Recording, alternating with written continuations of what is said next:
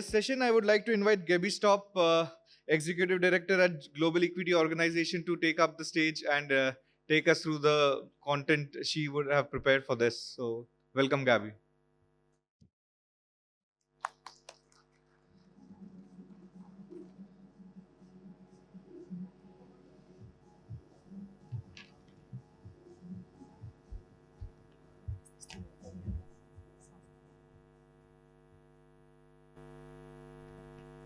Great stuff. Well, welcome back from tea/coffee/biscuit break, everyone.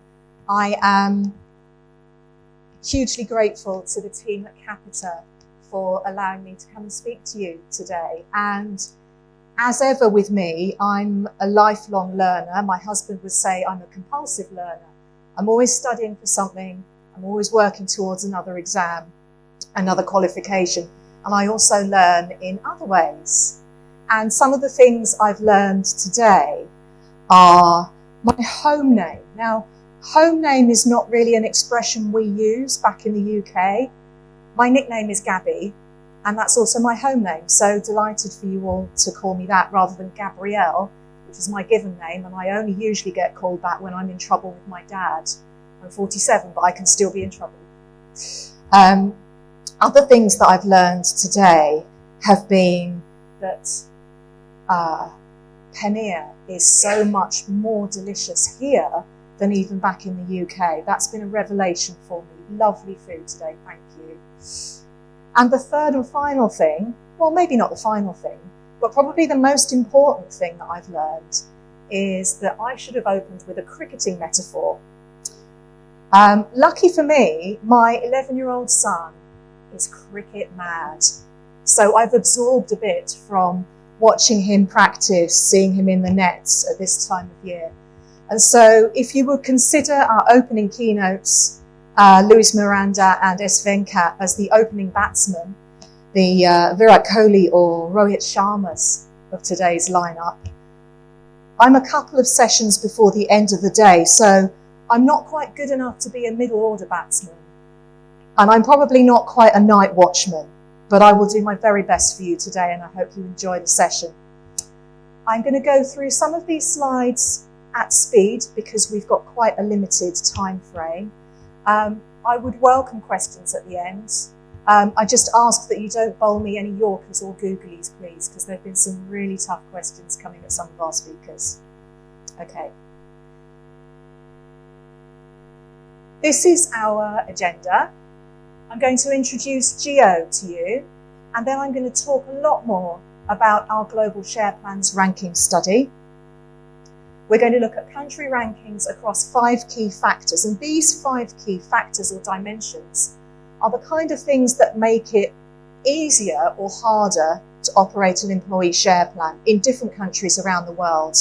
And I'm going to compare India's rankings across these 5 different factors with those of the other 25 countries that we surveyed.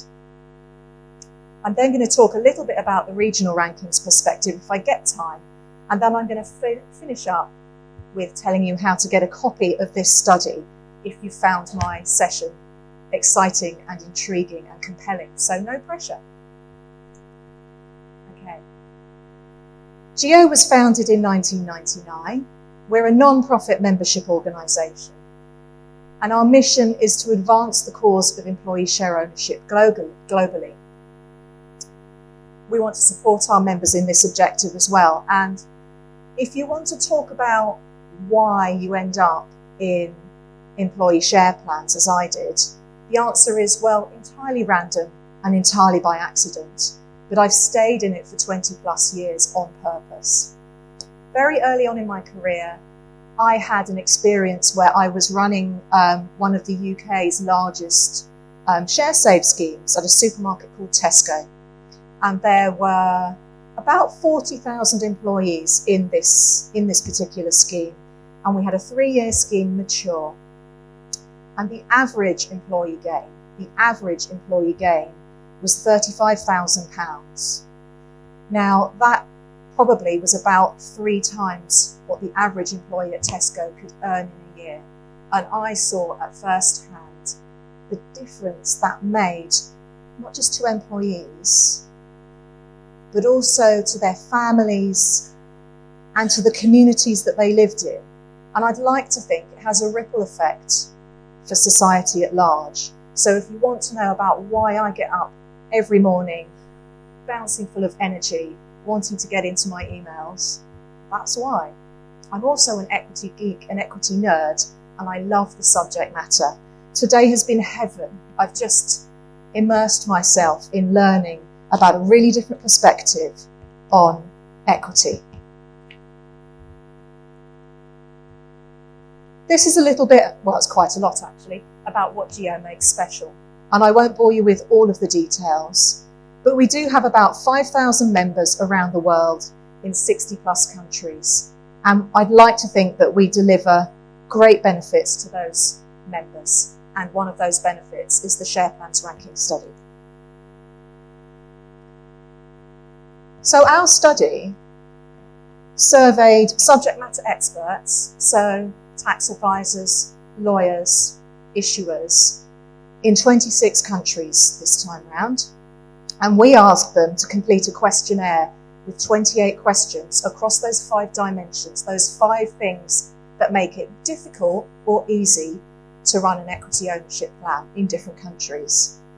And those 5 things are taxation, we've heard an awful lot about that already today, employment laws, securities law, the economic and political considerations which have a bearing on what you can and can't do, and also the culture for equity ownership. The 2024-25 study is underway and it's going to cover an expanded group of about 40 countries, and it's my passion and my mission to keep on expanding that so that the report becomes even more useful to different members in different countries. So this is the ranking scale that we asked our subject matter experts to consider when they were answering these 28 questions. And they were asked whether they strongly disagreed with the question or strongly agreed, or were somewhere in the middle. So that's a bit about the methodology. Before I go and move on to the overall ranking, I'd like to ask you all as an audience to vote on where you think India placed out of these 26. And I'm going to give you 3 options. The first option will be top 20. The second option is going to be top 10. And the third and final option is going to be top 5. So if you think that India ranked in the top 20, please raise your hand for me now. 1, 2, 3, 4, 5. Fair smattering of responses. Okay, I think we might have found the pessimists in the room. Sorry about that, it was a bit of a trap. Who here thinks top 10? Okay, 3 times the number. Interesting. Maybe you guys are the pragmatists or the realists. And who here thinks, top 5 for sure? Yes. Hello, my fellow optimists. I see you all there. Okay, let's find out the answer. So the realists have it, I'm afraid, just inside the top 10. So well done for getting that right. So this is across all of the 5 factors that I spoke about earlier. Let's start digging into some of the detail, and we're going to look at the rankings for these individual factors, and we're going to start with tax. We'll get the tough stuff out of the way, and then we'll go on to what I find a tiny bit more interesting. Sorry, tax accountants in the room. This is all the questions for tax, quite a lot there. So 12 questions, really digging into some detail on how tax works or doesn't work for employee share ownership in all of these 26 countries. Let's see what the result was. Hello, India, top 7 for that.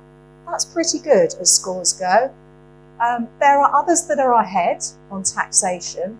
I think the UK has earned its spot at number 2 because we have no less than 4 different tax advantage plans, pretty much all of them broad-based. We're spoiled. We complain about them constantly. They're too restrictive. The limits are too low. My goodness, we don't know we're born, right? That's an amazing thing to have 4 different schemes to choose from to give to all of your employees. Wow. That's why we're number 2. And Italy is number 1. Let's move on. Employment laws.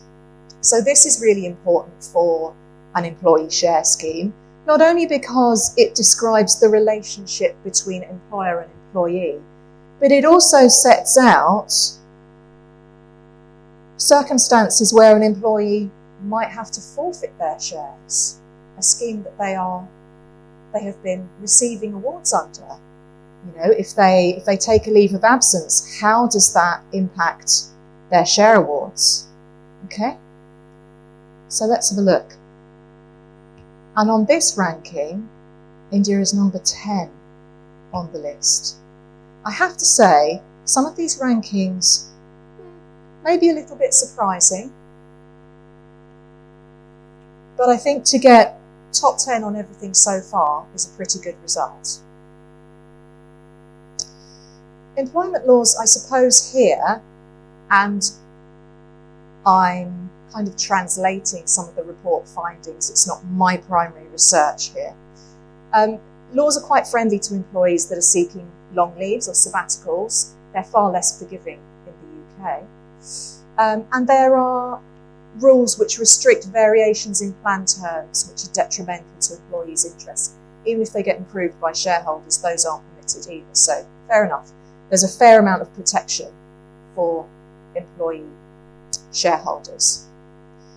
Let's move on to securities laws. Okay, so a fairly concise list of questions here. The key thing is really ensuring that employees can get their hands on the shares, and when they've got the right to those shares, they get to decide what happens with them. So that's really crucial. And again, fairly high, not top 10 for this one, but fairly high. Securities laws are a really interesting topic for me because I can see that regulators, well, they exist to regulate things. That's what they want to do.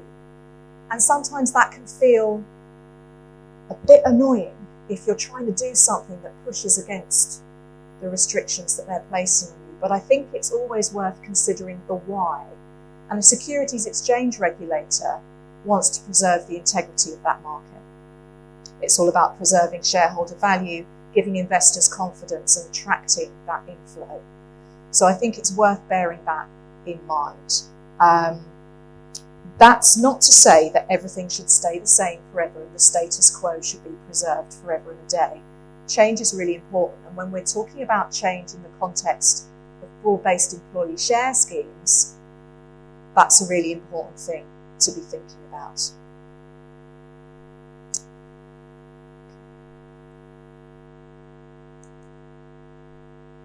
Let's have a look now at the 4th factor, economic and political considerations. And I should say here that GEO is a non-political organisation. We're entirely non-partisan. So what we're looking at here in this category is how the interplay of economic and political stability creates an optimal environment for employee share ownership. We're not making a value-based judgment on a government policy per se. So India is number 18 on the list. Now, what I would caution you to do here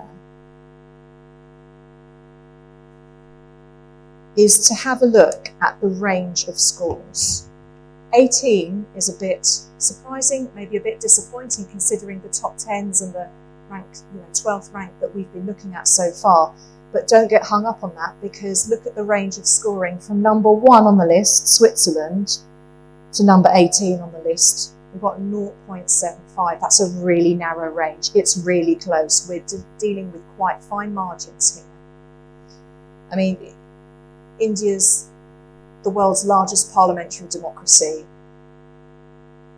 prominent global economy, 5th largest when this survey was done, you've probably done better since then, 2/3 of the population are of working age, so 18 to 60. That's a massive advantage over the ageing populations that we've got in other parts of the world.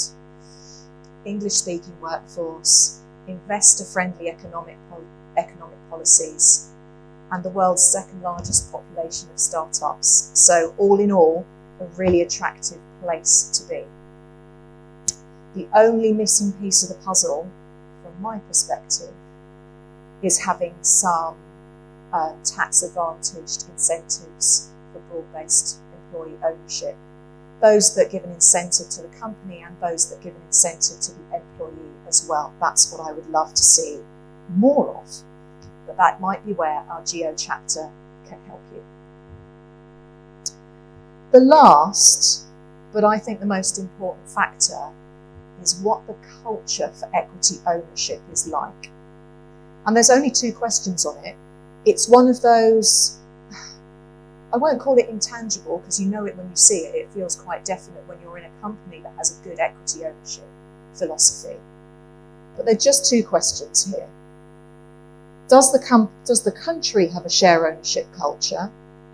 And is it common practice to participate in an employee share scheme? So let's have a look. And India is top 9, which is a fabulous, fabulous result. We've got France at the top. France is doing some real heavy lifting there because for companies where they have more than 50 employees, it's mandatory to have some form of profit sharing arrangement in place. That's probably the only thing that pips them ahead of USA and UK, where none of the schemes are mandatory, but they're very, very broadly adopted and used. And like I said, we're spoilt in the UK. We've got 4 tax advantage schemes.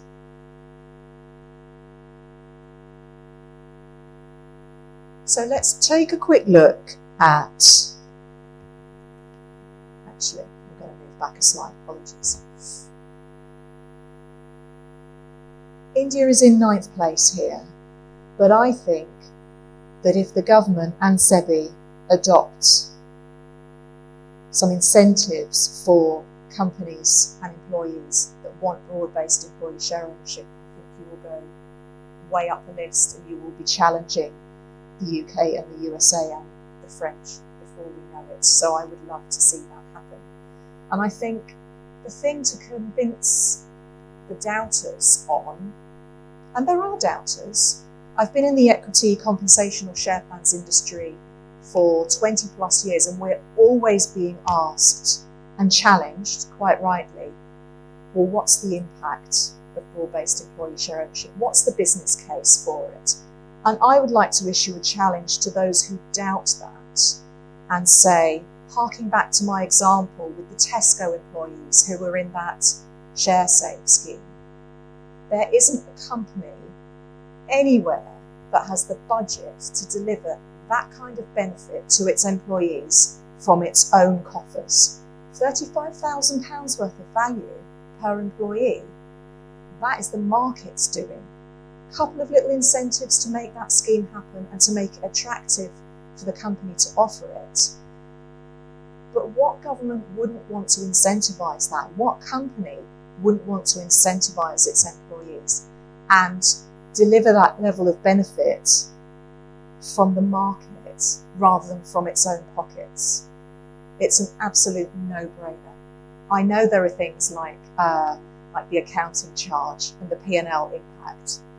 It's important, but the value and the impact that you can deliver to employees and their families and their communities and to society at large when you help the people that create that wealth to share it more broadly, that's incredible. And that's why I want to do this kind of work. So that's the challenge to those who would doubt the mission of employee share ownership. Okay, so I've got time to give you the regional view on this, and you will see that out of the Asia Pacific region countries that we included in the survey, India is number 1. Number 8 globally, but number 1 from the region. And I can speak to some of that because I ran global share plans at a couple of companies, Pearson PLC and Barclays for a while. And getting China safe registration for your share scheme is hard work. You have to really want to launch a plan there to push yourself and your company and your team through all of that effort, through all of that bureaucracy, and through all of that cost. It has to be worth it. You have to believe in it. My goodness, it takes some effort. And there are other things which make running a global share plan across this particular region not as easy as perhaps it could possibly be. I'm not going to talk about Vietnam and the foreign exchange restrictions there.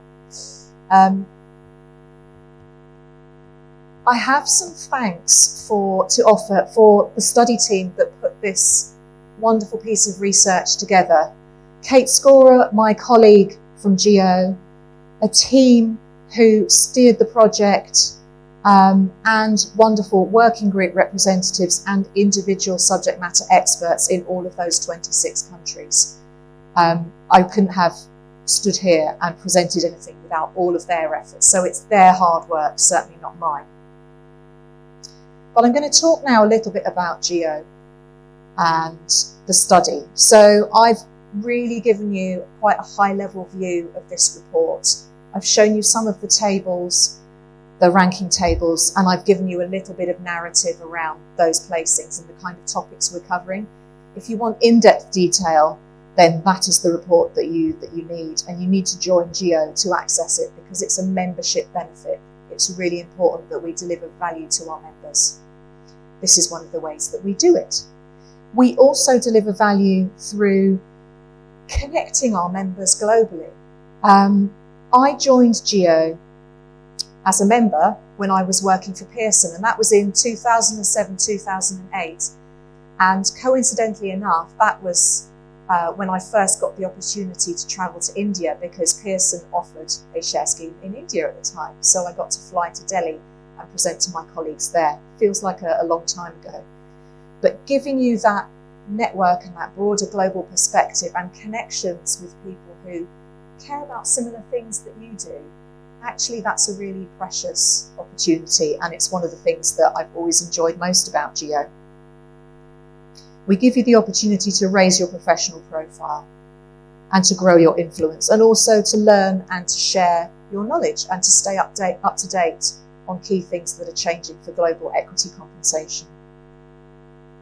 This is our special offer, and it's aligned with the launch of our GEO India chapter, which I'm delighted to have the Capita teams backing on. I couldn't be more happy to do that. And the QR code there will take you through to our membership landing page. We're all about shaping the future of share ownership, campaigning for broad-based employee ownership, making sure that we are keeping our members up to date, giving you learning and development opportunities, and helping build a global community which is really well informed, passionate about its subject matter, and able to talk to anyone about it. In terms of recognition, we have the GEO Awards. They take place in the middle of our annual conference, which next year is at the end of April, and it's in Prague in the Czech Republic. In 2026, it's going to be in Austin in Texas in the US. We have our cohort of Fellows of Global Equity, which I joined this year, and that gives you access to special Fellows events, lifetime membership to GEO when you do retire. For me, it feels like a very long time away. And you also get to network with fellow experts in your field.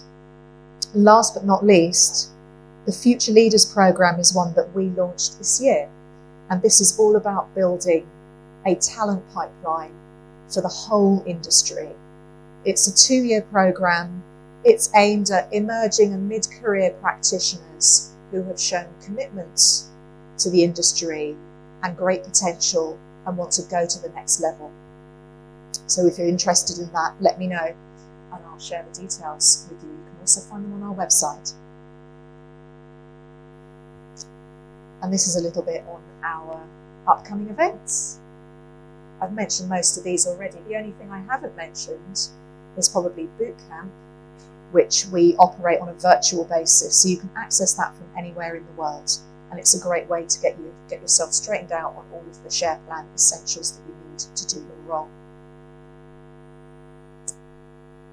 That's the end of the slides, but it's not the end of my session because I've got 5 minutes and 40 seconds left. So, questions. I did say at the start, no Yorkers, no Googlies, please.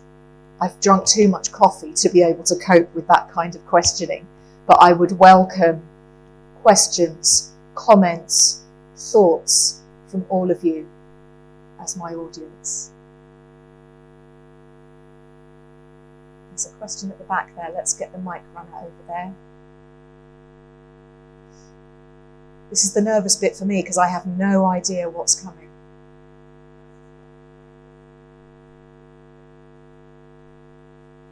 We're adding it. We're adding it. Thank you for calling that out. Yes. We started with 26 countries. We're expanding to 40. We want to do more and more and more. So yeah, Singapore's in the next iteration, pleased to say. Okay. Any other questions? Anything you want to ask me about a career in global share plans? Because it's something that I found by accident. Equinity was a big employer in my hometown, and I temped there because it was at the top of my parents' road. That's how random my entry into share plans was, but I've definitely stayed for very good, solid reasons. And it's a career that's taken me all around the world. Hard work will get you a lot of places, and being in equity compensation, share plans, will get you to all sorts of places as well. I would never have got probably to come here and speak to you all if I hadn't made that random decision back when I was 19 years old. So nearly 30 years later, I'm very pleased to be here. Any further questions?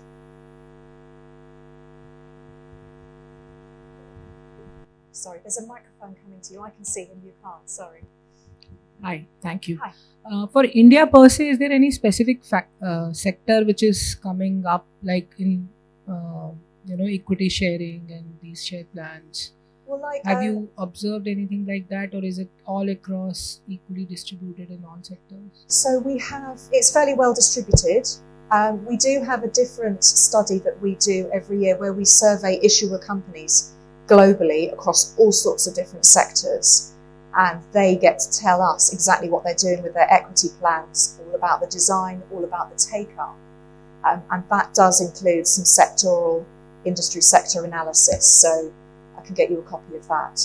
But I mean, to Jalaj's point earlier, employee share ownership and equity ownership is pretty sector agnostic, which is its great strength. So, thank you for the question. Thank you. You're welcome. Another question here. My seatmate from earlier. There's a microphone coming. The equity plans and not-for-profit company. Yes. Oxymorons, really. So That's how the did great that? irony for me. I get to deal with equity plans all the time, but I can't participate in them because we're a non-profit, and that's really important to our mission. Yeah. I've worked at a few different issuers. I've participated in share plans, and I'm so much of an equity geek that I have a favourite share plan, and it's ShareSafe, which is why I picked the Tesco angle, because it's truly all employee, and it gets people into good financial habits. You save regularly every month. It gets deducted from your salary. I can't spend it on shoes, that means. So, it goes into something more sensible and that's going to give me a better return on that investment, much as I love my shoes. What can I say? Share plans are a better bet. Okay, any further questions before we wrap up? I think that might be it. Oh no, there's a question at the back behind you. Thank you.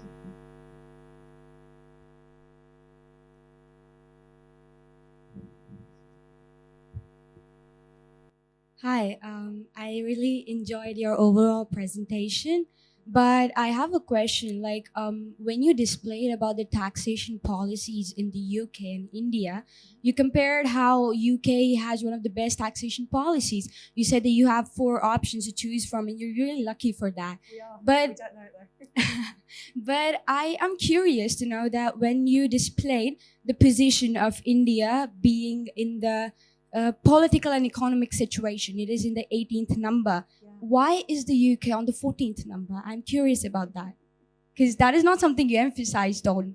Yeah, that's a great question. And you're absolutely right to call out the UK because, I mean, I can't preach about political stability because we've had, 5 prime ministers in as many years. So I'd be marking my own homework there. But what we're looking at is a number of different factors. And some of that is a little bit subjective. Some of that is down to the subject matter experts and their in-country perspective. It's always different from the helicopter view. I think the scoring will improve and I think it will get a lot tighter, and I'd be really surprised if India doesn't move much, much further up all of the rankings, It particularly is that going one. to. Particularly Yeah. that one. Yeah. All Great right, question. thank you. Thank you. Okay, time's up. I've got a big red screen in front of me and someone's going to ring a bell in a minute as well. Go on, ring the bell. Go on. Who's got it? Is that Abhishek? Poor man, he's been trying to keep time all day. Thank you.